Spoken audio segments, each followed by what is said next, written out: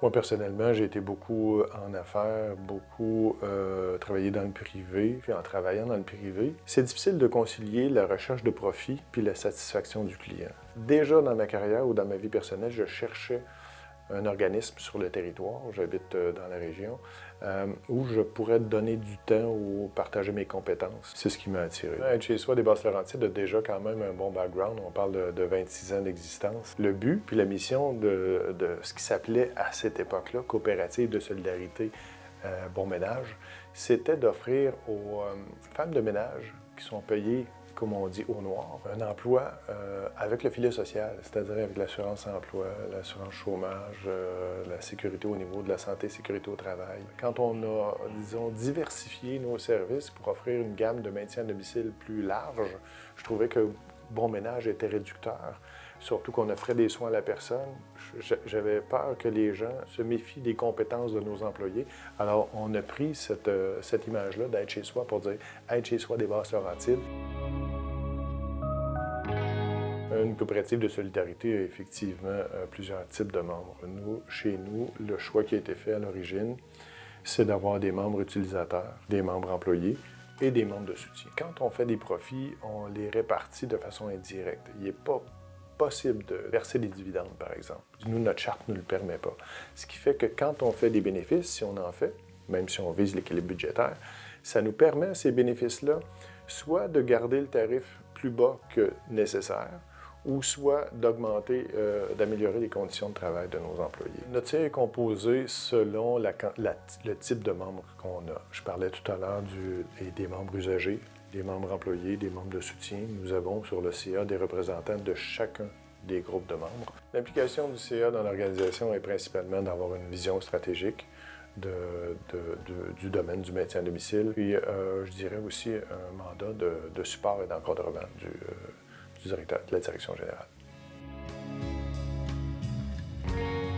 Moi, je suis arrivé en 2018. À ce moment-là, on était une entreprise de près de 100 employés, un peu moins de 100 employés. Actuellement, on est plus de 220 employés. Donc, ça démontre que ce n'est pas uniquement la variation l'ajout de nouveaux services, mais également la demande qui augmente. Mais la préposée d'aide à domicile, ce n'est pas quelqu'un qui est formé uniquement à faire, par exemple, quand on parle d'entretien ménager, à faire des tâches. Il est formé aussi à entrer en relation avec ces usagers-là.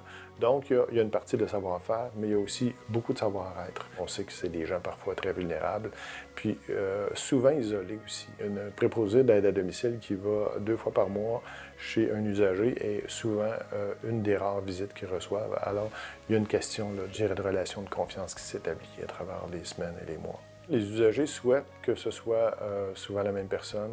On le fait autant que faire se peut. On recherche les bons matchs, les bons fits aussi entre les préposés et les usagers. Donc, on essaie de le faire le plus souvent possible. Donc, on a vraiment été identifié pour être un partenaire important du virage vers le maintien à domicile. Le M3S souhaite nous acheter des services de soins de personnes, de doubler en fait la quantité d'achat d'heures de services en maintien à domicile. Donc, on s'attend encore à une forte croissance. La croissance qui était de plus ou moins 15 % les dernières années risque d'augmenter. Donc, c'est notre principal enjeu, je dirais. Actuellement, le partenariat avec le CIS se limite à offrir de l'aide domestique aux usagers plus vulnérables, puis donner ce qu'on appelle des soins à la personne. Mais éventuellement, il y aurait probablement peut-être des portes qui s'ouvriraient pour qu'on embauche des ergothérapeutes, des infirmières, d'autres types de professionnels de la santé. Le CIS des Laurentides identifie qu'ils auront besoin de 20 000 places d'hébergement d'ici 2040. Actuellement, on parle, autrement dit, de plus de 1 000 nouvelles places par année, mais actuellement, il se crée plus ou moins 100 nouvelles places par année sur le territoire des Laurentides.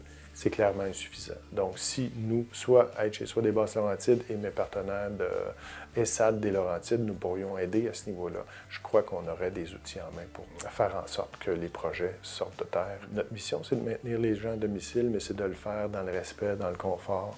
Alors, on est vraiment très, très motivés. Quand on a une liste d'attente qui augmente, tout le monde s'engage à pousser pour l'abaisser.